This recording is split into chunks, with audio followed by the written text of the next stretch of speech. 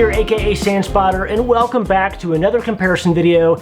This time I'm going to be comparing Asiana A380 Business Class to Korean Air A380 Business Class. Now, before I begin, I just want to say that I'm not even sure how to pronounce Asiana. And as a matter of fact, I feel really uncomfortable pronouncing it Asiana because the American in me, who only knows American English, wants to pronounce it Asiana.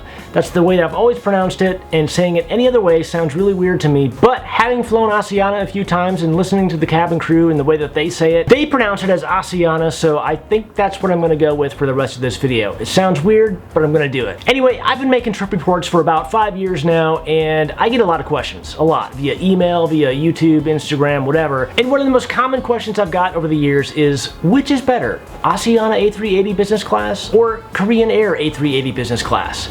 Well, that's what this video is all about. I've been looking forward to making this one. And if you watched my last video where I was comparing Delta One to JetBlue Mint, I really had no idea who was going to win that one. It was a video that I made completely unscripted, knowing that I wanted to solve that problem. I wanted to figure out which was better, and it turned out that it wasn't so easy. But anyway, I think I know who's going to win this competition. The only thing is, I don't know by how much. The way this works is really simple. I have 5 categories I'm going to talk about, and I'm going to rate each airline on a scale of 1 to 10 in each category. 1 being the worst, 10 being the best, and then when I get to the end, we're going to add it all up and see who the winner is. As I said, I think I know who's going to win this one. I have a preference, but it should be a good video nonetheless, so let's just jump into this and pick a winner.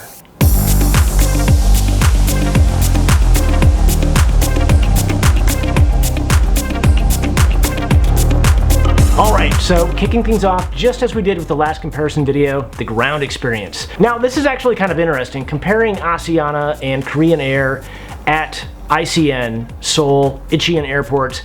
It's basically a tie. It's a complete draw because the business class ground experience is exactly the same, and anyone who has flown both carriers knows exactly what I'm talking about.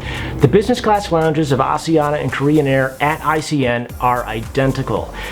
Comically identical. They're exactly the same layout, they're the same size, same colors, textures. You're not going to get a different experience in one over the other, so comparing the ground experience at Seoul, Incheon Airport, tie, complete tie, there's no way to pick a winner that way. And in the interest of full disclosure here, my only experience with Asiana and Korean Air in the United States is at LAX, so I'm going to focus on the ground experience at that airport for this specific comparison. It could be different in other airports, but to make this easy, I'm just going to talk about what I personally know and what I've experienced. So in terms of the ground experience for business class passengers of these two airlines at LAX, the airport I know and have experience with, it's not so easy to pick a winner here either. With Asiana and business class passengers, you have access to the Star Alliance Lounge, which is really good. And then obviously Korean Air passengers have access to the Korean Air Lounge, which is equally good. However, in my personal experience, I rate the Star Alliance Lounge just a little bit higher than the Korean Air Lounge. As I said, they're both good, but in my own experience, the Korean Air Lounge is a little bit inconsistent depending on the time of day. Sometimes it gets really busy in there and it's just chaos. However, all my experiences with the Star Alliance Lounge have been great, and it's one of my favorite lounges in the entire world, so I'm gonna have to give the edge to Asiana on this one. Let's give them a score of 8. And how about a 7 for the Korean Air Lounge, simply because it is good, but just a little bit inconsistent at times. So Asiana 8, Korean Air 7.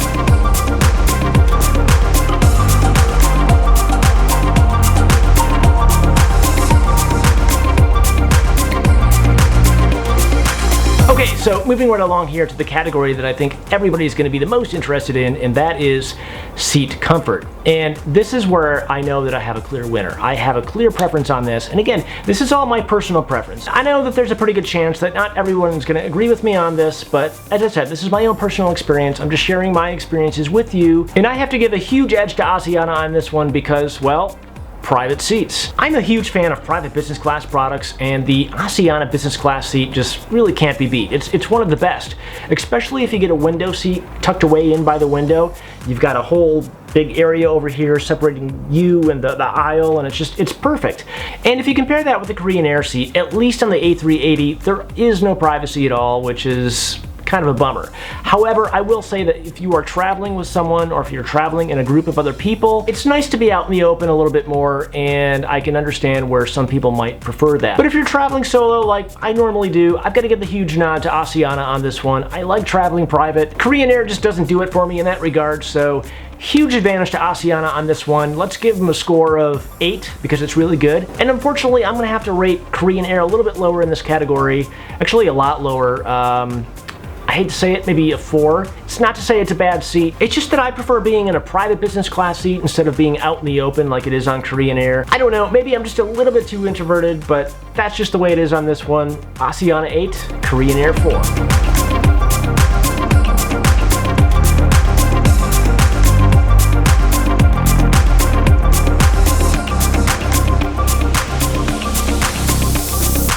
Okay, category number 3, seat functionality. Now, this is where Korean Air is going to pick up a little bit and gain some ground.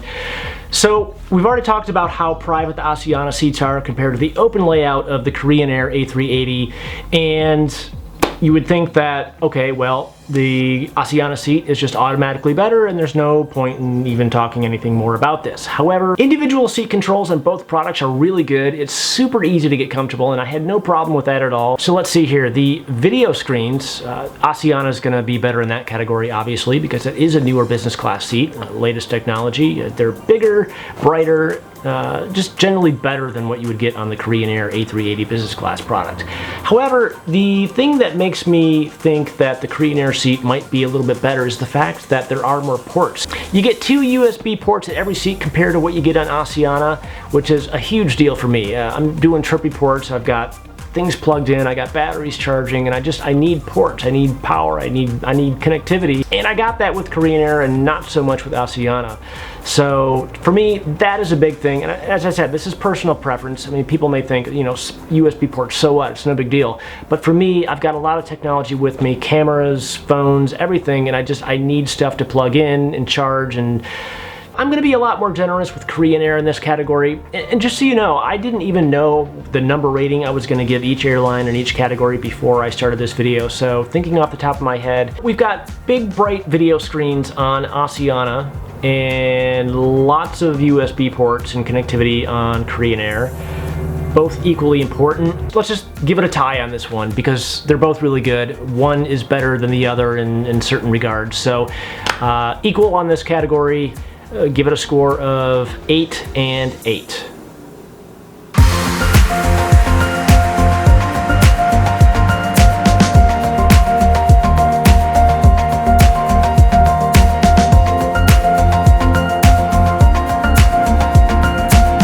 All right, are we having fun yet? I sure am. Cranking right through this. Category number 4, the other biggie, is food. Again, this is another tough category for me to try to pick a clear winner because the food on both are really good, at least in my experience. I've done Asiana 3 times, Korean Air once. I know it's a little bit unfair in that regard, but on all flights, on all 4 of those flights, food was amazing.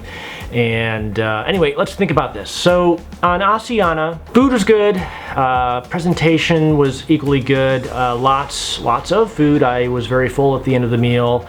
Whereas on Korean Air, you know, as a matter of fact, on Korean Air, I was thinking that the presentation and the way that the food was served was a little bit rushed. It just didn't have that kind of that extra little flair or whatever, that splash of style that I got on Asiana all 3 times. And as I'm looking back on my old footage, comparing the amount of food, I think actually, at least in my experience, this may not be like this on every route, but at least in my experience between Los Angeles and Seoul, I seem to get more food on Asiana for both meals, the first meal and the second meal, compared to what I got in Korean Air.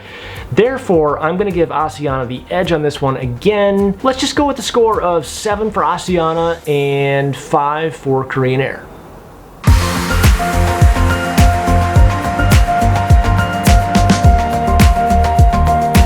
Okay, category number 5 now, and if you've been paying attention, you kind of know who the winner's going to be. And as I said before, I kind of knew ahead of time who was going to win this. I just didn't know by how much. But anyway, we're not done yet. So category number 5, cabin crew. And again, I know this isn't a A380 specific thing, but you can almost argue that it is because the way the cabin crews work and the way they function is different on every aircraft, just because of the amount of passengers, the configuration of the aircraft or the business class cabin or whatever. So I thought it was important to include in this section. So yeah, cabin crew. And before I jump into this and give each airline a rating in this category, I just want to say that Korean airlines in general are phenomenal. All Korean airlines are almost to the level of Japanese airlines, which is saying a lot. Now, I fully admit that this category is by far the most difficult to pick a clear winner on, simply because these Korean Air and Asiana flights that I've had have been the best of my life, essentially. Really, really good.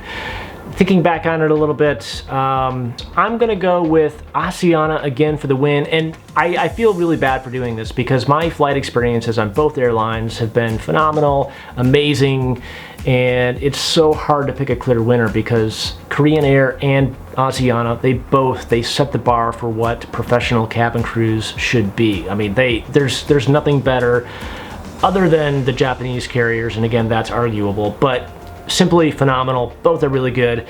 However, I give Asiana the win simply because, and again, this is at least in my personal experience, this may not be the same for you or what somebody else has experienced, but in my experience, Asiana cabin crews are a little bit more proficient in the English language. Therefore, interactions are smoother, they're easier, they're a lot more engaging, whereas on Korean Air, there was a huge language barrier, and I felt really bad for not being able to speak even just a little bit of Korean. And yeah, so I'm gonna go with Asiana for the win on this one. And just for the record, I just want to state that what I'm saying does not mean that my Korean Air experience was bad. I mean, not at all. It was phenomenal. It was just that it would have been nice to interact more smoothly and cleanly with the cabin crew. It's not a big deal, but I thought it was worth including in this video simply because, you know, that interaction with the cabin crew is important. It's part of the business class experience. So as I said, I'm gonna rate both airlines really high in this category. Let's give Asiana a rating of 9, very close to being a 10. And Korean Air just one step below 8, 9 to 8.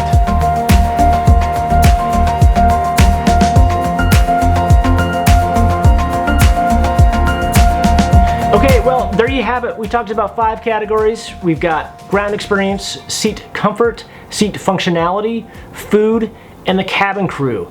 And as I said before, I knew I was gonna have a preference on this one. I just didn't know by how much. And the final score is Asiana 40, Korean Air 32. Okay.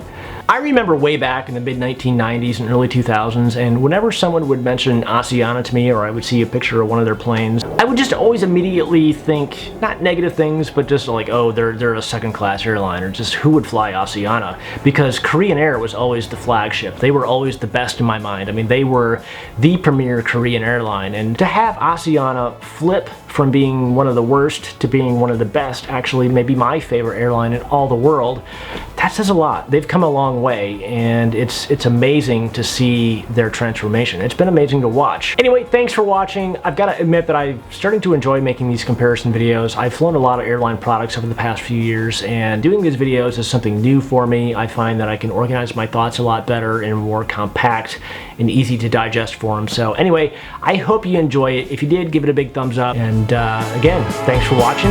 We'll catch you in the next one.